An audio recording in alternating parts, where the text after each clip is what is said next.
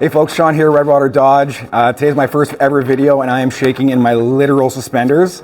Here today to show you guys some basic maintenance checks on your 2023 Cherokee. Okay, so starting at the front of the car, we have your windshield washer fluid.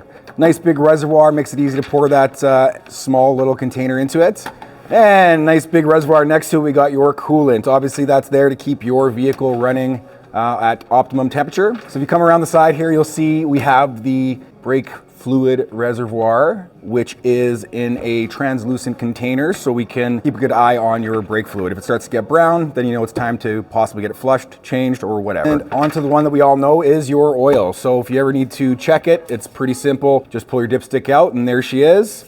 Top it up right up here where it says engine oil. And if you're ever not sure which type of oil to use, it'll always say right on your cap. If you ever want to check it out for yourself, give us a call at 780-942-3629.